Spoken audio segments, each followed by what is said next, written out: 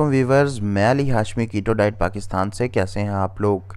मेरी हमेशा यही कोशिश रही है कि आपको उन सब्ज़ियों, उन चीज़ों के बारे में बताया जाए जो कि हेल्दी होती हैं और अभी भी ऑर्गेनिक हालत में मिल रही हैं, यानी उनको स्प्रे वगैरह नहीं किया जाता और अभी भी हमें उनका नेचुरल जो है ना वो सोर्स मिल जाता है। यानी अभी भी कुछ गांव वगैरह में वो ऐसे काश्त की जाती हैं जिनके लिए खाद या एक्स्ट्रा स्प्रे वगैरह की ज़रूरत नहीं होती।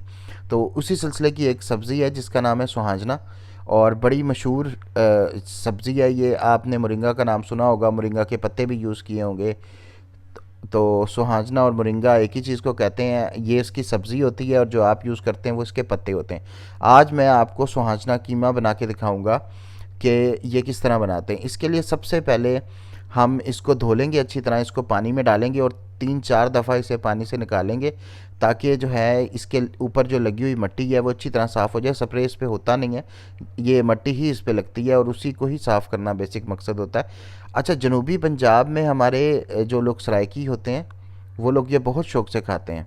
अच्छा, इसके लिए मैंने लिया है लहसुन, सब्ज़ लहसुन लिया और सब्ज़ प्याज लिया है। आप चाहें तो खाली सब्ज़ प्याज भी ले सकते हैं, क्योंकि ये सर्दियों के सीज़न में आती है तो सब्ज़ प्याज इजीली अवेलेबल होता है। और सब्ज़ प्याज जो होता है, एक तो कार्बोहाइड्रेट कम होते हैं उसमें, और दूसरा जो है ये इसका टेस्ट ज़्यादा अच्छा कर देता है। लहसुन जो है वो इसकी स्मेल को काफ़ी हद तक कम कर देता है जो हल्की फुल्की इसमें होती है।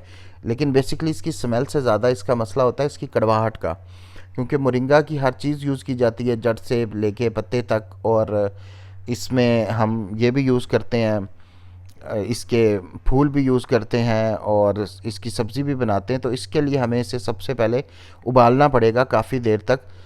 यानी कि आप 10 से 15 मिनट जो है ना इसे उबालेंगे एक बार, और फिर इसका आप पानी गिरा देंगे ताकि ये अच्छी तरह जो इसमें कड़वाहट है वो निकल जाए। क्योंकि ये सब्ज़ी कड़वी होती है इसलिए लोग ज़रा कम खाते हैं, लेकिन सराइकी लोग बड़े शौक से खाते हैं और वो इसको एक बहुत अच्छा इम्यूनिटी बूस्टर समझते हैं। अच्छा, जब हम इसका पानी 1-2 दफ़ा गिरा देंगे 10-10 मिनट के लिए, उसके बाद हम इसके अंदर जो पानी होगा उसको निचोड़ लेंगे। जब हम हाथ से दबा के निचोड़ेंगे इसके पानी को तो ये इस तरह की शक्ल में आ जाएगी, यानी ज़ोर से हाथ से दबाएं और इस तरह कर लें कि इसके अंदर से पानी बिल्कुल जो है ड्राई हो जाए। मैं आधा किलो जो है सुहाजना ले रहा हूँ और आधा किलो मैं ले रहा हूँ कीमा।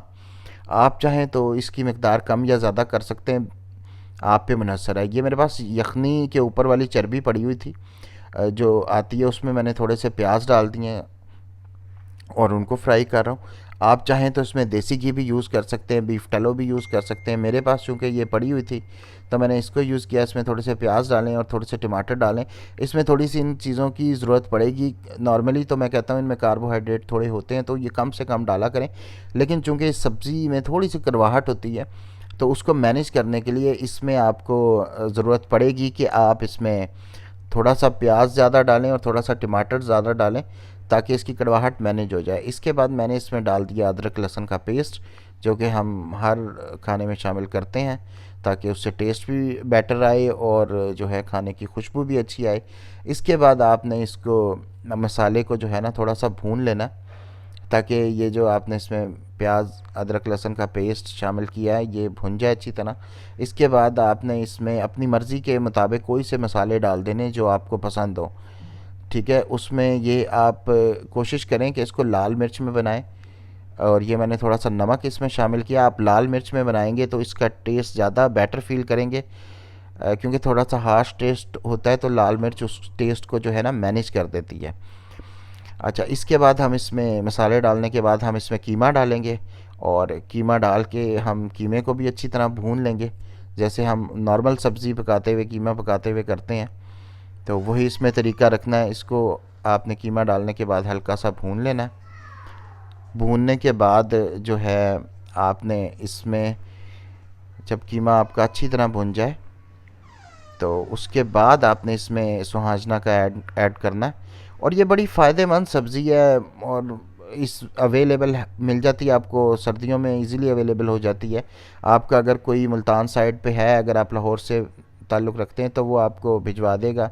उसके अलावा कई दफ़ा लाहौर की मार्केट में भी आ जाती है मुल्तान से सेल होने। तो इसके बाद इसमें मैं डालूँगा ग्रीक योगर्ट। आप चाहें तो अगर आप कीटो पे नहीं हैं, लो कार्ब पे हैं, तो आप दही भी डाल सकते हैं सिंपल। मैं ग्रीक योगर्ट डालूँगा, उससे जो है इसका टेस्ट और ज़्यादा बेहतर हो जाएगा। और ग्रीक योगर्ट में कार्बोहाइड्रेट कम होते हैं, तो इसलिए मैं ग्रीक योगर्ट का यूज़ कर रहा हूँ। आप चाहें तो इसमें नॉर्मल योगर्ट भी इस्तेमाल कर सकते हैं, उसमें भी कोई बहुत ज़्यादा कार्बोहाइड्रेट नहीं होते। लो कार्ब में अगर आप हैं तो नॉर्मल योगर्ट का यूज़ किया जा सकता है। इसके बाद इसमें हम डालेंगे जो है, हमने प्याज वगैरह जो काटे हुए थे और सब्ज़ मिर्च जो हमने काटी हुई थी उसका इसमें शामिल करेंगे हम। और उसके बाद जो है हम इसे थोड़ा सा मज़ीद भून लेंगे ताकि ये सारी चीज़ें जो हैं इसमें शामिल हो जाएं।